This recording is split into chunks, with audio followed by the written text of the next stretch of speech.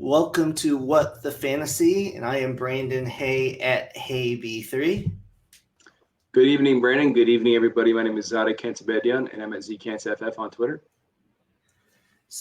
We've got through another NFL week, a lot of disappointing performances, especially that Bills Patriots game where the wind was going crazy. And that's actually one of the first things where I wanted to talk about, just some like quick hitter type stuff. How do the Bill? They live in Buffalo. The weather's horrible. How do they not have a sustainable running game? I was just thinking that the other day when I heard that the weather was going to be very intense for Monday night's game. I was just like, dude, there's no way the Bills aren't built for this kind of weather. They're not built for this kind of game. And, they hung in there actually pretty well, considering that they don't have any semblance of a run game. And the Patriots are like, this is like their element. But they live in Buffalo. Like they live in like just as harsh of conditions that the Patriots do. It's time for them to it's time for them to consider bringing a really strong running back, and what that will do to Josh Allen. Well, I don't know if that will benefit him or not, but yeah, maybe they just relied on Josh Allen too much and realized that they can't do that. You become too predictable. I remember like their first screen pass attempt was to Emmanuel Sanders, and the defense just was. Oh, I've never seen a screen pass so well read, because they knew like they couldn't throw it more than like 5 yards down the field without the ball being like adjusted by the wind. So as soon as that pass was thrown to Emmanuel Sanders, they just read it. It was like trips coverage on the right, and they just read it. And they just destroyed that play for a loss. Yeah, and to what you're saying about Josh Allen, they do run him quite a bit, and he only had 6 carries in that game, and it was a close game, so I was surprised by that. It's kind of like in the fourth, especially in the fourth quarter, they were like, "We're not even going to try to run. Let's just hope Josh has strong enough arm to get these passes out there," which almost worked, but yeah, and it's crazy. The Patriots only threw the ball 3 times, which is insane, but. Once they got that lead, they got that, and then the 2-point conversion. It really helped them out. Yeah, it's kind of funny. They were like, yeah, Josh Allen can beat Mother Nature, right? Josh, you can throw it through these winds, right? You're Josh Allen. Just throw it right through Mother Nature. Just throw it right in her face. But it was kind of funny. Yeah, three passes for the Patriots, and they just ran it like on 3rd and long every time. They're like, we're just gonna run it. And it was all about which way you were going down the field, when the field flipped, and how great your punting team was and your special teams. I think it really came down to special teams and field position that night. So yeah, really interesting game to watch, in that sense. Definitely, yeah, and I think it was another time we just saw how great of a coach Bill Belichick is, just to understand the elements, the situational, type things. And, you would think he would throw maybe even in those conditions, maybe double-digit passes, like 10. But he was like, I'm only going to throw it when I really need to, which was only 3 times. And he's said, whatever way, it has to, we have to do it to win. Where like a lot of other coaches, they get an ego and they have to think they have to win a certain way. Where Belichick isn't that way. He'll change. As we've seen, he'll use one running back one week and then they'll throw it 40 times one week, then another running back. It's just he's able to change and adapt so well. It's just kind of a insane how good he is, and that he's doing this now after Brady. It just even shows how much even a better coach he is when people kind of questioned him last year. Yeah, judging Bill Belichick on a completely smoked Cam Newton was the wrong approach to take. Definitely. So we'll move on to the next. Talk about Jamar Chase. In preseason he had drops. Beginning of the season, he was fine. He caught all these passes. He's catching all these touchdowns. He was super efficient. And then I think one of the reasons the Bengals fell down so quickly in that game is Joe Burrow threw a perfect pass to him. If he catches it, who knows? He might score a touchdown. But he bobbles it, tips up. The Chargers get it, and then they're off to the races. And then the Bengals get some more turnovers. So Do you have any concerns with Jamar Chase? Not only the drops, just like how T. Higgins is taking a bigger role in that offense. Yeah, I mean, going forward, I'm absolutely convinced that drops aren't a carryover stat to the next season. We've seen leaders and drops season after season not have that same problem going forward. But this season, we saw him against the Raiders have struggles catching the ball downfield. He's either not being competitive enough, or he's just having focus drops. So when we see them do that, we see them automatically pivot to T. Higgins. So I'm terrified if we see Jamar Chase drop a ball again. They're like, all right, Jamar, we're going to T. Why not?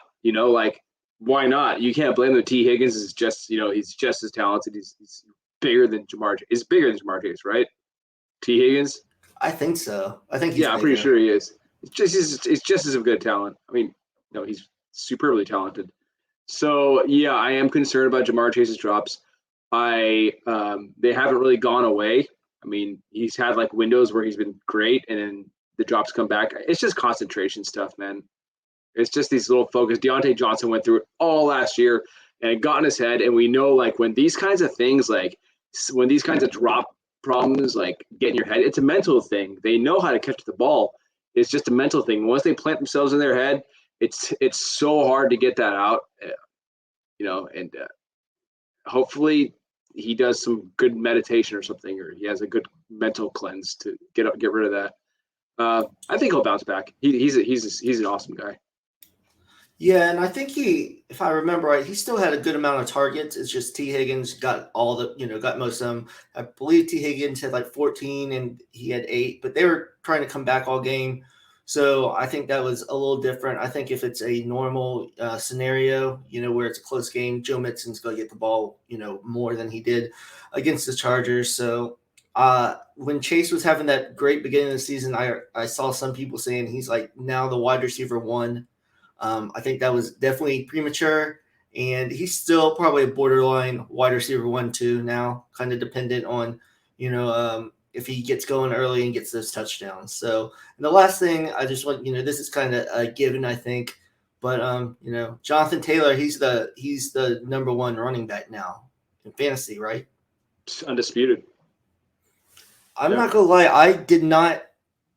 I just the way that Frank Reich uses the running backs, kind of using multiple running backs. I didn't see this from Jonathan Taylor. I thought he was talented enough to play like this, but I just thought there was going to be more of a mix of the bats. But he's just being so efficient with the ball and getting more passes this year. It doesn't really matter. He's just scoring touchdowns at a crazy rate. And discussing, like, when we discuss how coaches use their running backs, what I've learned from doing running back versus game script this season is I wanted to do it so we can get some predictive data out of it to help fantasy players understand how running backs are used within various game scripts, so on and so forth. And you just can't. I mean, that it changes from year to year, and it's really dependent on the talent that's on the team. We fell for it with Clyde Edwards-Helaire. We didn't take into account that they had Patrick Mahomes on the team. We have to take into account, like, this is Jonathan Taylor now. He's a supreme talent. He's not Marlon Mack.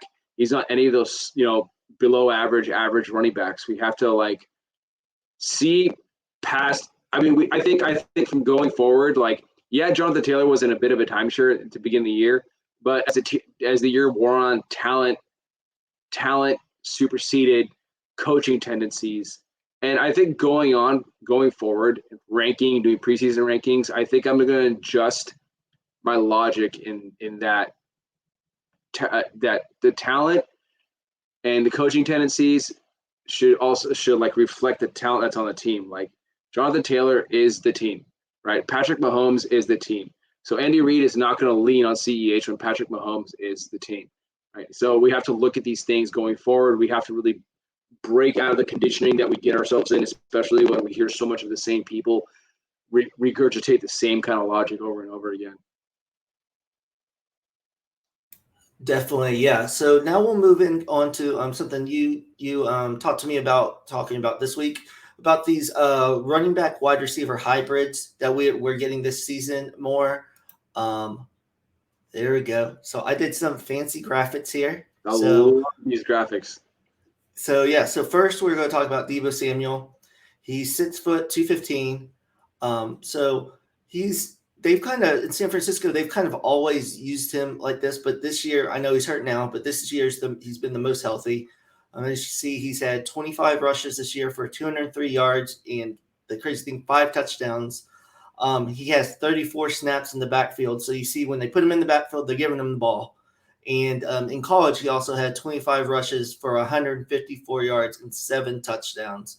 So he's definitely involved in the running game, but they have a lot of running backs that they use, but they definitely utilize him in big parts. And for the most part, he stayed healthy this season. I know the last couple games he hasn't. So what are your feelings about Debo? Is it just that he's always going to miss a couple games just because of how physical he is, or do you think he's starting to get out of that those injuries that he's missed longer times in the year than this year? No, I think what is he? He's out for a groin injury right now, right?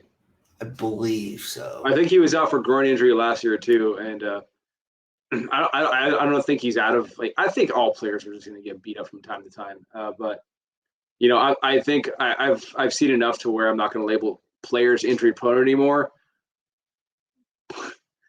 But Deebo Samuel just gets injured every year. But he's a big yards after the contact guy. That's his calling card. Yak. Catch it 1 yard past the line of scrimmage, take it to the house. That's what he does, and he has the BMI for it. His build, his structure, his speed, his attributes, and the offense and the offensive philosophy with the coach. Deebo Samuel complements, his skill sets complements, the running aspect that he's utilized for. Definitely, and I maybe it's because I didn't pay attention, but I feel like they are using him in the backfield a little bit more this year. So I remember before they put him in motion and handed off to him, more. But he's definitely a big part of their offense. Now the next player is Cordarelle Patterson. It took him I don't know 8 or 9 years to finally get this role. He's 6'2", 228. This year, he's much more involved in the running game, but I think that's more because the Falcons don't have any good running backs. He has 106 rushes for 489 rush yards, 4 touchdowns. He's been in the backfield for 194 snaps, and he also had 25 rushes and then 308 yards and 3 touchdowns in college. So it took Cordarelle longer. A lot of teams chart. He started off with the Vikings. I think he's been with the Bears. And then, they kind of used him more in the running back fashion, but it seems like he finally, found a good spot in Atlanta, and he's pretty much their running back one when we thought it was going to be Mike Davis. So, what are your kind of thoughts about Cordarelle and, just how he's finally found a home? It took this long for Cordarelle Patterson to be used like this. This is a testament to the incompetence of NFL coaches and how to utilize players correctly. You guys think you're so fucking smart all the time. You guys think you know how to do it. You guys just make players fit in your system. Have some imagination. Open your mind. Take the blue pill or whatever. What's it, the blue pill or red pill? How long did it take? He's near the end of his career. Now we're just seeing this, man? Come on. That's what I think of this. Come on, coaches. Wake up, man. I can't. It drives me nuts. It drives me nuts, dude. Maybe I smoked too much weed in high school. I don't know. But maybe my mind's just a little bit more open. But fuck, man. Come on. Jesus. This is amazing. What he's doing right now is going to redefine how coaches go forward. You can't stop a player like this. This guy, like I said, Deebo Samuel is BMI and has the size and speed and all the attributes. You don't need to draft a pass-catching running back. You don't need to draft a primary down running back. When you have a guy like this, you can do so many things. It's all about moving pieces around the formation. This is chess. It's pieces on a finite dimensional layout. You have to move pieces. You have to keep being there has to be ingenuity on the field. You can't just be static. Mike McCarthy, for all the shit he gets, he used Randall Cobb as a running back a lot in Green Bay when Mike McCarthy was there around 2011, 2012, Definitely. right? So we do more of that. Find out ways you can do things. Kyle Pitts is just another guy like that. Put Kyle Pitts in the backfield, for God's sakes. If you don't want him to block, put him in the backfield. Get him more touches. Like, these guys are very explosive players. These are very supreme talents, especially like Cordarelle Patterson. We all want him to be a wide receiver. It didn't work out. Find another way. Don't stick him on special teams. Find another way. Get him the ball more. Sick of it. And this is going to be a redefining moment for what he did, what Arthur Smith did with him. Thank God Arthur Smith did it. I love Arthur Smith for what he did. We're going to go forward. The years go forward. Let's see more of this. No, I totally agree. And I mean, he's always been dynamic on kickoff returns. So you would think, before this, I'm not as heated as you are about this subject, but yeah, I mean, just get him in the backfield. You don't have to, he has 100 rushes in like probably 10 games because he missed a couple. So, I mean, that's 10 rushes a game. That's all you have to do for him. Then get him like 5 to 7 targets. You get him like 15 touches a game, in creative ways. He's going to help your team. So the Nets one has not been successfully utilized. And I think he is a similar player to Cordarelle Patterson. And I hope it doesn't take this long for someone to finally use him right. But Laviska Shenault with the Jags, he sits 227. Last year, he had 18 rushes for 91 yards, 24 snaps in the backfield. This year, I tried to tell people that I just didn't think Urban was going to use him this way. Right or wrong for Urban, but that was when I thought Travis Etienne was going to be healthy. So 10 rushes for 31 yards, 14 snaps in the backfield. In college, he had 42 rushes for 280 yards and 7 touchdowns. This one is really bad because they are they're benching James Robinson sometimes, and then they're dependent on old slow Carlos Hyde in there. And the thing with Shenault that I will say is, he does get a lot of nagging injuries, and he hasn't played up to his potential this year, mostly at wide receiver. But he's another one that you just got to find a way to get him the ball, like Cordarelle. So it's been a big disappointment, like everything that the Jaguars have done this year.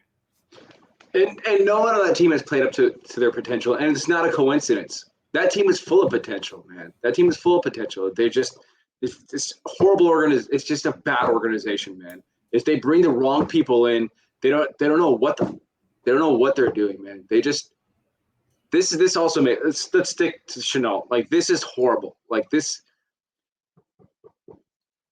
I don't know, man. Just where do you find minds who are explorative enough to understand how to use players? Like, I think Sean McVay would know how to use this guy properly. Like, this. Yeah, I think Sean Payton would do a good job. Andy Reid, those type of guys that think outside. That's the biggest thing for these type of players, the ones that are versatile, can play multiple positions, where they get drafted.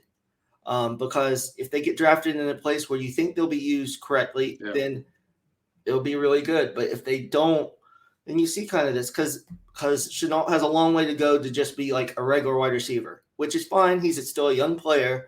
But while he's learning that, they have to use him in those ways. I was kind of worried because before the season, Darrell Bevell was like, he needs to learn how to be a real wide receiver. And I was like, it's probably not good because you're not talented. The Jaguars are not talented enough to waste his skill, because they're waiting for him to be like this, this certain wide receiver, like an outside wide receiver, when that's really not what he's going to be good at. And especially if you want to help a new quarterback like Trevor Lawrence, like, this guy can set the pace for an offense during a drive. Like, just give it to him, set up a script, give him a block, give him 2 blocks, and set the drive, gain some yards. Like, he can be useful in that. Like, Trevor Lawrence is, I'm still a big believer in Trevor Lawrence. I'm not gonna discount Trevor Lawrence's talent as a quarterback on behalf of Urban Meyer, dude. That I'm not gonna be.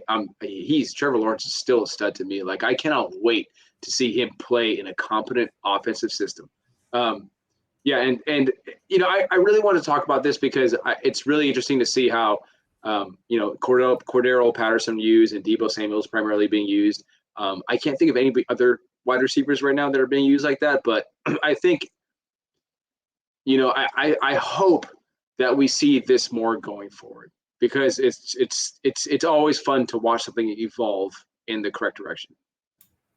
Right, and I kind of looked for what potential wide receivers coming out this year in college that could play this type of role.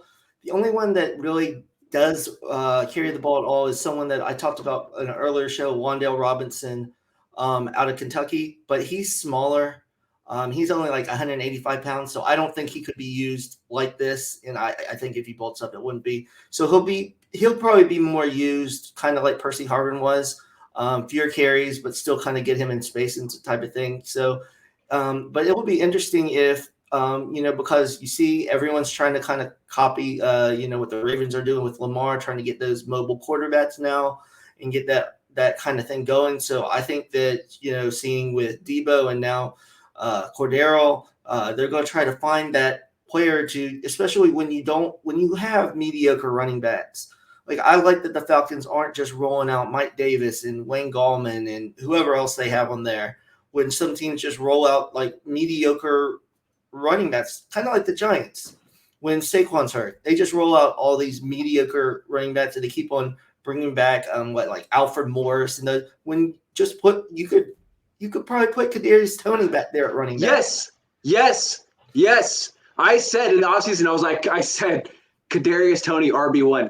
Dude, he'd be an awesome guy in the backfield for like a handful of touches every single game. The guy is the shiftiest player in the league. Are you kidding me? Giants, dude. You're a joke. Put Kadarius Toney back. Well, he's not healthy right now, but come on, man. Like, yeah, I just think can you see how angry I get so angry about this stuff, dude? Like, I'm so frustrated. I've only been heavily watching football for 10 years, but like, we see the attributes. We understand what these players are. All you got to do is take them from this part of the line of scrimmage and put them over here. Put them over here. Just, I don't know. You're right. You're at Brandon. You're a brilliant man for saying that. You're a brilliant man for saying that. Well, thank you. So yeah. So I think that we might see that more in the future, but how much? Who knows? It kind of depends on coaches and how offensive coordinators and how they change.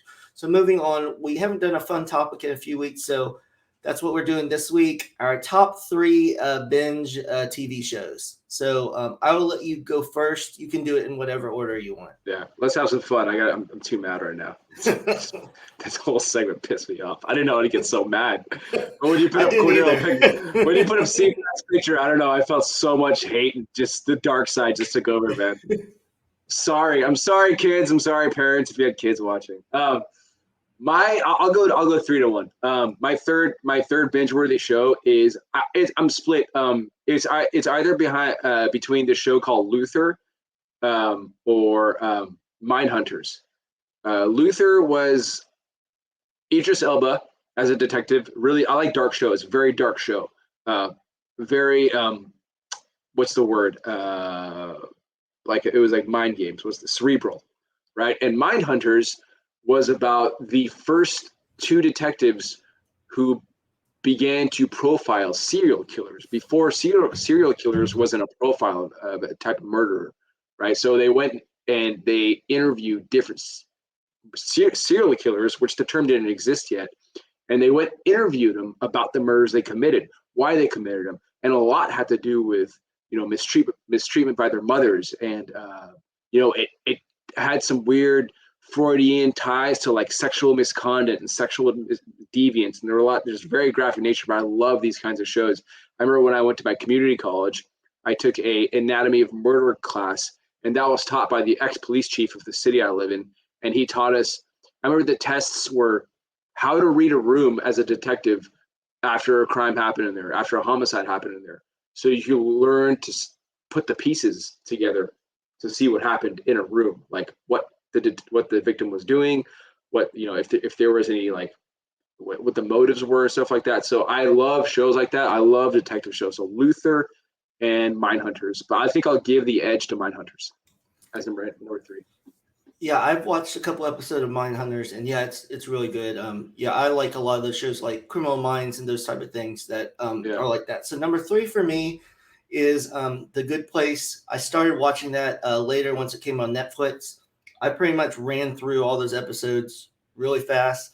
It has Ted Danson, Kristen Bell.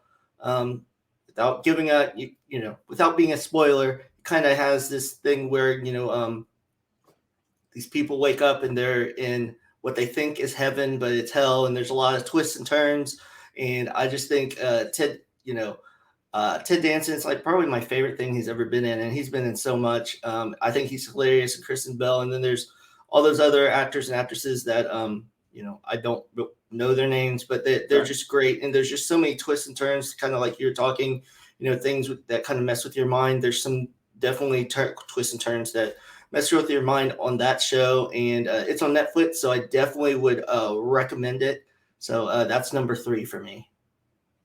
Number two for me is Breaking Bad, and that's kind of like that's like an easy one, but I think they designed the show to be as addictive as the substance that the show focuses on, which is like illicit drugs or crack or whatever it was.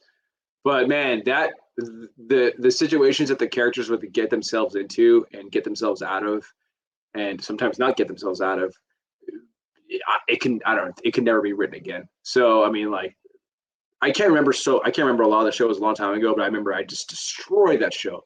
I destroyed that. I remember one show my cousin watched was this is like totally like not anything related to me, but my cousin was watching Lost, and I would always walk in. Did you ever watch Lost? I watched a couple episodes of it, but I couldn't really get into it. I would always come in. I'd always come in like after work, and he would be sitting in the living room, like because we lived together for a couple of years. He'd be sitting in the living room, like in the dark with the blinds closed, sunny day outside, 1 o'clock in the afternoon, and I'm like, like, dude, what's going on? What's happening in the show? He's like, all right, so there's like a smoke creature, and there's like a thing with a nuclear shelter, but like, and I just like, dude, this show's so stupid. He's like, I know, but I can't stop watching it right now. Like, so there's also those binge shows where they're so bad, but you're like, I have to finish it. And he went through like every season. But yeah, Breaking Bad, obviously, if you haven't seen Breaking Bad, you'll love it. I don't know anybody that hasn't loved Breaking Bad. Fantastic. Fantastic. One of the best shows ever made. Go check it out. All right, and number two for me is Ozark, another show on Netflix with Jason Bateman. It's about money laundering and all this stuff. There's crazy redneck hillbillies that grow weed and are trying to shoot people. There's Mexican drug lords, and they go through all this stuff with all the different characters. And yeah, I love the show. It's definitely binge worthy.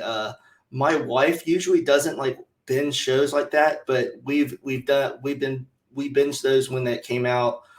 Waiting for season 4 to come out. I don't know when it's going to. I know with COVID, it stopped a lot of production on shows, but I pretty much like anything that Jason Bateman's in. I think he can do serious roles. He can do funny roles, and I just think a lot of the characters and a lot of the storylines I love. And there's the shock value in the show. There's funny times, and there's like crazy shit that happens. So yeah, that's number two for me. That's definitely more on the Bad edge too, because it's the same kind of deal. Like he gets stuck into like making drugs for like the mob or something like that. Like I'm already spoiling. No, it's not spoiling shit. I'm just kind of giving the basic storyline. But yeah, just like Breaking Bad, right? You're like, oh, dude, like, this Definitely, is crazy. yeah. Like you have to be like the main the character was they have to be very intelligent to get themselves out of such tight squeezes. I'd be dead 1,000 times if I was any of those Yeah, guys. definitely. I mean, I'm dead. No, screw it, I'm dead. I'm gonna go get a pack of cigarettes and smoke and fuck it. But like, yeah. So my number one show is the Peaky Blinders. The Peaky Blinders is an amazing show. I forgot the main actor's name, James Killian. I forgot the main actor's name. But a great cast of characters set in like post World War I England, about just his family. Their few brothers and aunt. They're called the Peaky Blinders. They run like a sports racket. They start off as like you're just a strong group of criminals, but very, very smart, savvy guys. Great character development, beautiful backdrops, just the grime. You feel the grime that they live in. Like it's the beginning of the industrial age in England. So you see like it's just all coal and fire and blacksmiths, and buildings are starting to be like huge buildings are starting to be constructed, and like the age of automobiles is just entering the scene. But like you see like they're ex World War One vets too, so they're like mentally kind of screwed up in the head, and they drink a lot and they smoke a lot, and it's a lot of just fighting. It's a really good show though. Like the fashion, like the clothes they wear, the best suits, the best tailored suits I've ever seen. Like the fashion's amazing, the haircuts are great. Like it's just an awesome show if you like good gangster, like English gangster shows. Like a lot of great appearances in there. I'm not going to give it away, but a lot of good appearances by special guest stars that I think we all love. Yeah, I've seen that on Netflix, but I haven't watched it, so I'll have to check that out. So, my number one, and it's been this way for a while since it ended a while ago, is How I Met Your Mother. I love the show. I know the last season wasn't great, and a lot of people didn't like the ending. I've probably watched that whole series through at least 7 or 8 times. Sometimes I just put it on if I just need something on while I'm doing something else. And there's a few episodes that I will watch over and over again. It's just funny things. In like it's centered around them hanging out in a bar. I love to go to bars, so I can relate. And it's just kind of like the crazy shenanigans you do as you grow up. And I pretty much love all the characters, and at sometimes hate all the characters. So it's like a love and hate thing. But that's number one on my binge-worthy TV shows. Right on, man. Yeah, it's definitely a great show. I didn't get too good into it, but like I was telling you, actually, that cousin I told you was watching Lost binged How I Met Your Mother as well, and I would always jump into episodes, and I always found it super funny. Yeah, it's a good show. Yeah, so we'll close out the show with we're going to go over some teams if they're a pretender or a contender for the Super Bowl. First team we're going to talk about is the Patriots, who just won. They're 9-4. They're crazily the number one seed in the AFC. They're eighth in points per game, first in points allowed per game. So what is your opinion on the Patriots in the Super Bowl? Are they a pretender or a contender?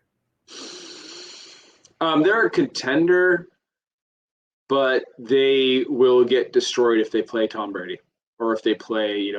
I think Tom Brady's got them, no problem. They're a very good team right now. They're definitely a contender for the Super Bowl. They're very well built on both sides of the ball. They're solid. They make very little mistakes. Matthew Judon is playing out of his mind right now. He's having a very good season, and everybody's fulfilling their roles. You see Ramondre Stevenson coming on and complimenting and just beasting, and he's making very little mistakes. The offensive line is doing their job. Mac Jones is maturing nicely in the offense. He's starting to pick it up, and he has picked it up. So they are a contender, I believe so. But they can get beat in the sense that if they find a much more savvy quarterback to come in and just throw the ball over the yard, I don't see Mac Jones keeping up with them. Yeah, I kind of agree. I think they're kind of in the middle. I definitely think with Belichick and like the pieces they have, they're contenders. But I do think there are certain teams that they would play where either if they could score points on them, I don't know if Matt Jones could keep up. And they're, let's just face it, their wide receiver weapons aren't, great. I mean, I think they're good players in the scheme. They work very well. But I could definitely see. But the thing is, if they finish as the number one seed and all those teams have to come to Foxborough, I mean, I could totally see, them playing in the snow and playing the same way they did the other night. So it kind of depends on that. If they can keep the number one seed, I could very well see them making their way to the Super Bowl. If they win the Super Bowl, I'm not sure. But yeah, they're kind of borderline to me in the middle. So the next team is the Tennessee Titans. They're the number 2 seed at 8-4. They're 12th in NFL in scoring, 23rd in the NFL with points allowed. Obviously, some of these numbers are skewed, before they hit injuries with Derrick Henry and A.J. Brown. So I think they're a pretender just because of the injuries they've had. I just think just too many of them. I mean, I don't even know if when Julio's going to play. Same with AJ Brown. He just can't stay healthy, and just they're throwing different running backs out there. And I think we've just seen Ryan Tannehill is a good quarterback, but he's not the type of quarterback that can carry this team. Yeah, they're not a contender. It's hard to say they're pretender because Derrick Henry is injured, AJ Brown's injured, Julio Jones is injured. The offense doesn't seem like it's clicking. They lost another receiver. Like they lost another one of the receivers that came in and filled in for like AJ Brown and Julio Jones that week. So they're just getting decimated by injuries. They could sneak into the playoffs, sure, but I really don't think they're going to go anywhere without Derrick Henry or like a prominent run game because I don't see Brian Tannehill really stepping up and taking this team anywhere.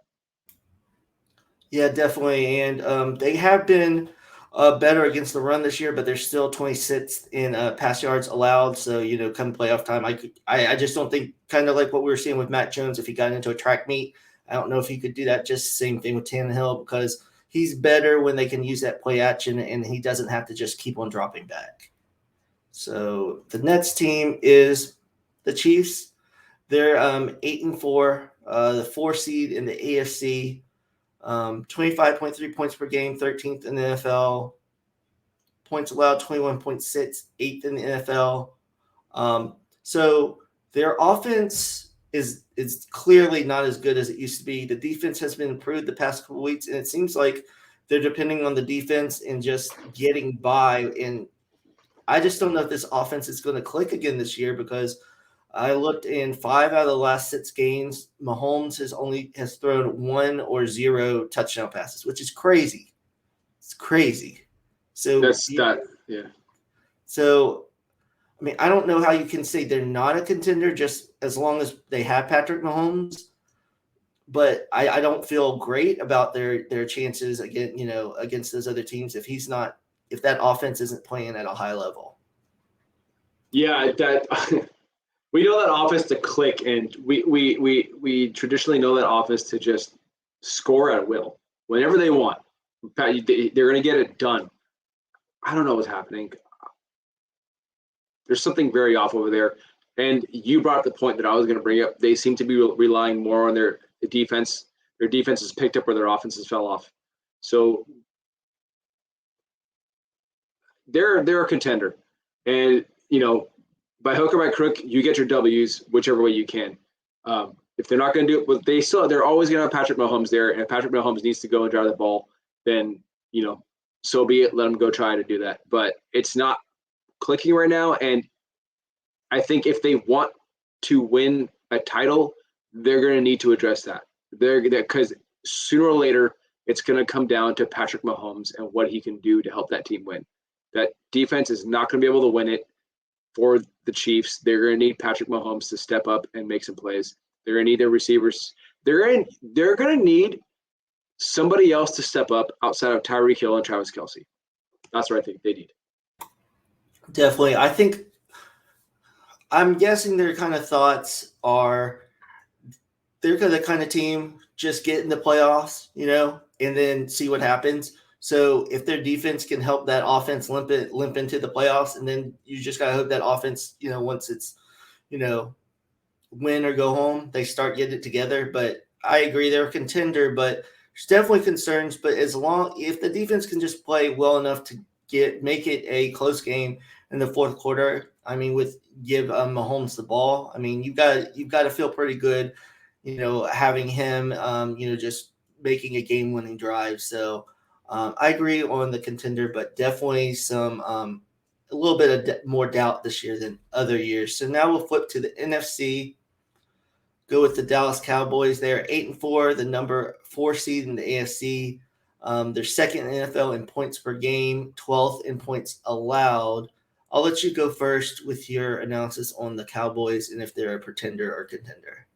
I believe they're a contender. I mean, they just have too much talent to not get it done. They're solid all around. Dak Prescott's fine. They're more of a bipolar team because they're just not showing up when they should for some games, and they understand that as an organization. for some reason, their guard gets let down. Their defense is awesome. I love their defense. I've never seen the Cowboys' defense look that good in such a long time. So that looks amazing. Those guys execute. They're smart heads-up players in the secondary and on the front. Dak Prescott still has mental errors. He still has flaws sometimes. But what I am looking forward to is possibly Tony Pollard emerging in this backfield and creating much more efficiency in this backfield right now. Ezekiel Elliott has fallen by the wayside, and I don't think he's going to be relevant for the remainder of the regular season. The offseason comes, it's a different story. They need to start playing for the offseason now. They have a healthy lead in the division. So let Tony Pollard bring that team to the playoffs and let Zeke take over from there. I do think they're a contender, but they need to be consistent. That's the only thing. I pretty much agree with all your points. I don't know if you watched the Cowboys game last week, but you could clearly see Zeke, even when Zeke made a nice run to the outside, he was hobbling just to run.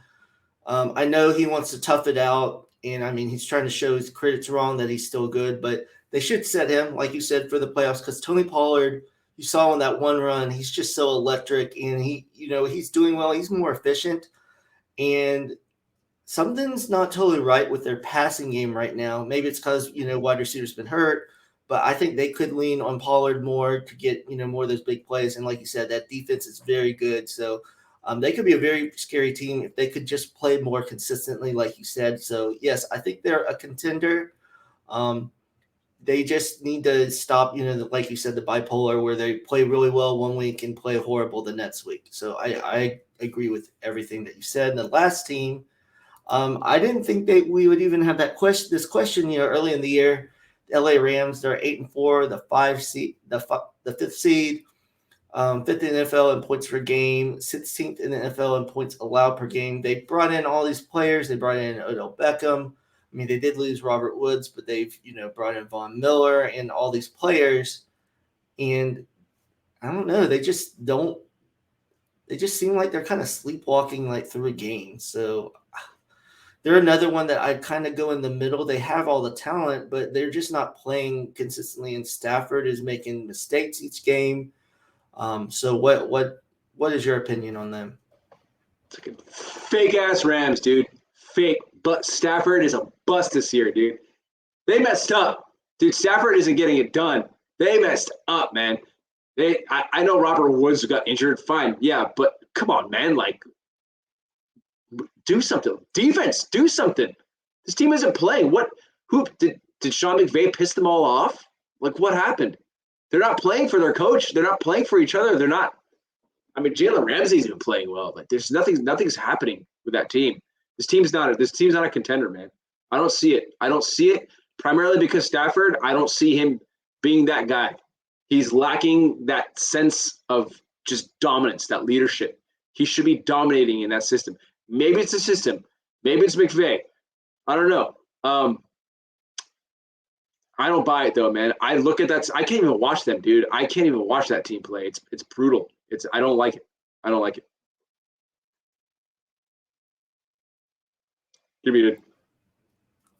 Thank you. Yeah, I agree. And this is truly the test for Stafford. I mean, everyone that says that, he chokes in big moments and everything. I mean, he's finally on a good team. He has weapons. He has McVay.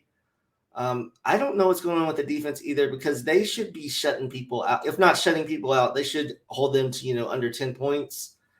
They handled the Jaguars last week, but I mean, it was like a 13-7 game, I think, at some point. And they probably should have won that game like 59-0 or whatever. Dude, they're going to get smoked. They're going to get smoked by the Cardinals. They're going to get smoked. They're going to go home and they're going to just crawl in their beds. They're going to go and get like prescription medication because they're just going to be suffering from like just they're going to be destroyed. They're going to get smoked and it's going to be over. The whole team's going to fall apart. Watch. I don't know. I'm not buying the Rams.